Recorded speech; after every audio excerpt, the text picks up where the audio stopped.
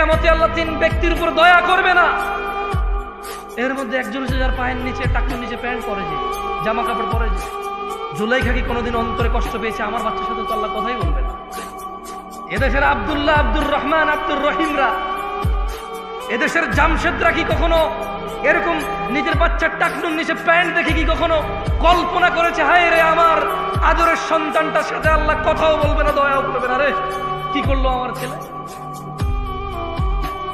এই দেশের জামশেদরা, আব্দুল্লাহরা, আব্দুর রহমানরা, এই দেশের আব্দুল করিমরা কখনো কি নিজের ছেলেটা ফজরে ঘুমিয়ে আছে ভেবেছে যে আমার বাচ্চাটা মারা গেলে জাহান্নামে চলে যাবে সলাতের হেফাজতকারী না বলে? কোনদিন কি কল্পনা করেছে এই দেশের আব্দুল করিমরা? বলেছে? বলেন তো। ইসলাম তাহলে ওর কাছে কতটুকু পরিচিত? ওই ইসলামকে কতটুকু জানে? কিভাবে জানে ইসলামকে সে? আমাকে কি একটু বলতে পারেন আপনারা? যে দেশের ভ্যান ড্রাইভার, রিক্সার ড্রাইভাররা সারা দিন কষ্ট করে 800 টাকার জন্য, অথচ ফজরের 2 রাকাত সুন্নাত দুনিয়াতে যা আছে এর চাইতে বেশি, সে ফজরের 2 রাকাতে যায় না 800 টাকার পিছনে। কোনদিন কি এদেশের আমার দরিদ্র মুসলমানরা কি ভেবেছে যে দিনে 12 রাকাত সুন্নতে মুআক্কাদা, ফজরে 2, জোহরে 6, মাগরিবে 2, ইশায় 2, এই 12 রাকাত সুন্নত যে পড়ে আল্লাহ তার জন্য জান্নাতে ঘর নির্মাণ করে? কয়জন নিয়েছে বেনিফিট? কতজন ইসলামে এটা ঢুকে লাভ? আমরা ইসলামকে কিভাবে জানি? শুধু বিয়েতে কবুল আমাদের ইসলাম সম্মত, বাকি বউ যে কাপড় পরে, জামাই যে কাপড় পরে, যেখানে বসে বিয়ে হয়, যে বিয়ে পড়ে, যে উকিল হয়, যে সাক্ষী হয়, সবকিছুতে ইসলাম কোথায়? মুসলমানের বিয়েতে ইসলাম কোথায়? মুসলমানের বিয়েতে ইসলাম কোথায়? আমরা যদি ইসলাম জানি তাহলে বিয়েতে ইসলাম কোথায়? বলতে পারবো কোনটা কোনটা ইসলামিক, কোনটা কোনটা বিয়েতে ইসলামিক আমাদের? আজকে এখানে আপনার উপস্থিতিতে আপনি নিজে কয়টা ইসলাম আছে আপনার মাঝে, আমার মাঝে? কয়টা আছে? এই আয়োজক ছেলে আমাকে ফোন করেছে, বলেছে ভাই আপনি আসতে হবে, আপনার নামই করছে। আমি বলছি, আমি ওয়াজ নেওয়ার সময় বলছি আমি পারলে আর নাহলে আসবো না। ফোন রাখো, তোমার থেকে কি ওয়াজ দিয়েছি নাকি? আমার নম্রতা কোথায় ছিল? ও তো কত সুন্দর আয়োজন করেছে, কত কষ্ট করেছে, কিন্তু আমি কি দুঃখ বোঝার চেষ্টা করছি? হয়তো করিনি তখন। আর তখন আমার রাইট নিয়ে আমি চিন্তায় ছিলাম যে দূর ভাই, আমি তো বলছি, তুমি কেন ফোন চলো? কোথায় আমাদের ইসলাম? আমরা তো নিজেরাই দিনে 10টা ভুল করি, নিজেরাই দিনে 100 ভুল করি, 500 ভুল। তিনি সাল্লাল্লাহু আলাইহি সাল্লাম বলেছে, এই ছোট ভাই তুমি কেন দাড়ি কাটো? বলতে পারো? বলতে পারো তুমি কেন দাড়ি কাটো? তুমি জানো, maybe you look nice, you think like that. তোমার একটা চিন্তা, জাস্ট তোমার একটা ধারণা। মেবি তুমি বৃদ্ধ দেখতে চাও না নিজেকে, দাঁড়িয়ে রাখলে বুড়া বুড়া মনে হয়। হয়তো তোমার মাথায় ঢুকছে পোকা।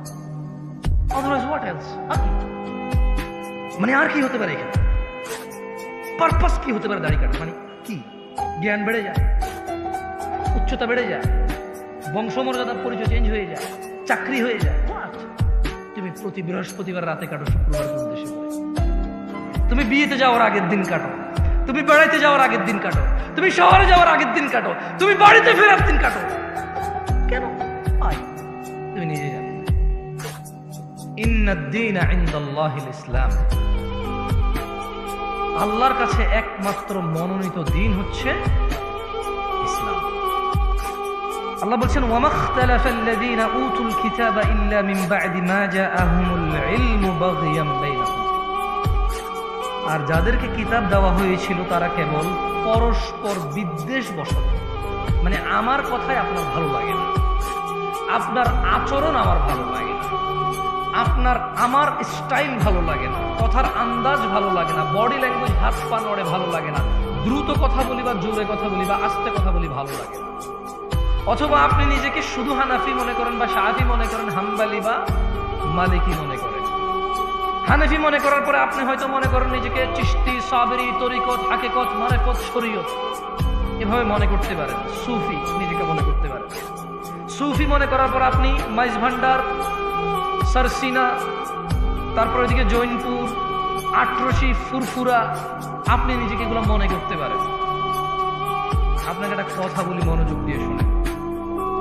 আল্লাহ সূরা আল ইমরানের 19 নম্বর আয়াতে বলেছে যে আল্লাহর কাছে একমাত্র মনোনীত হচ্ছে দিন হচ্ছে কি কি? তাহলে প্রবলেম কোথায়? আল্লাহ বলছেন ওয়ামা ইখতালাফাল্লাযীনা উতুল কিতাবা ইল্লা মিন বা'দি মা জাআহুমুল ইলমু বাগিয়ান বাইনাহুম। আর যাদেরকে কিতাব দেওয়া হয়েছিল তারা শুধু নিজেদের বিদ্বেষবশত তাদের কাছে জ্ঞান আসার পরও তারা মতনৈক্য ঘটিয়েছিল। ইলম এসেছে, জ্ঞান এসেছে, ফুরকান এসেছে, সত্য মিথ্যার পার্থক্যকারী এসেছে, কিন্তু না, কোরআন ও সহিহ সুন্নায় তাদের কোনো আপত্তি ছিল না। কিন্তু তারা নিজেদের একে অপরের বিদ্বেষে বসে তারা জ্ঞান আসার পরে মতনৈক্য করেছিল। একজন আরেকজনের মতনৈক্য করতে গিয়ে ইসলামেরই মতনৈক্য করে ফেলেছে তারা। ওয়ামান ইয়াকফুর বিআয়াতিল্লাহ, ও দিনাজপুরের সচেতন নাগরিকরা, ও দিনাজপুরের সচেতন যুবক ও বৃদ্ধরা, ও দিনাজপুরের যুবতী ও বৃদ্ধারা সচেতন যারা আছো, ওয়ামান ইয়াকফুর বিআয়াতিল্লাহ, আর যে ব্যক্তি আল্লাহর আয়াতকে অস্বীকার করে, ফাইন্নাল্লাহা সারিউল হিসাব, নিশ্চয় আল্লাহ অনেক দ্রুত হিসেব গ্রহণকারী। কত দ্রুত? তুমি মোবাইলে কল দিলে বাংলাদেশ থেকে আমেরিকা যত দ্রুত যায় এর চাইতে দ্রুত। কত দ্রুত? আল্লাহু তাআলা আলাম, আল্লাহই ভালো জানে কত দ্রুত হবে। ইত্তাকু রাব্বাকুম ইয়া নাস, মানুষ রবকে ভয় করো। আল্লাহর কাছে একমাত্র মনোনীত দিন ইসলাম। নিজেদের দলে দলে বিভক্ত করে ভিন্ন ভিন্ন নামে ইলম, জ্ঞান, সত্য মিথ্যা আসার পরেও নিজেদের একজন আরেকজনকে পছন্দ অপছন্দের কারণে তোমরা দ্বীনকে অস্বীকার করিও না, মতনৈক্য করিও না। জেনে নাও, সুন্নাহকে আঁকড়ে ধরা আমাদের জন্য আবশ্যক। সফলতা নেই মুস্তাফার অনুসরণ ছাড়া, সাল্লাল্লাহু আলাইহি ওয়াসাল্লাম। মুস্তাফার অনুসরণ ছাড়া, অনুকরণ ছাড়া, ইত্তেবা ছাড়া জান্নাত নামুমকিন, জান্নাত অসম্ভব।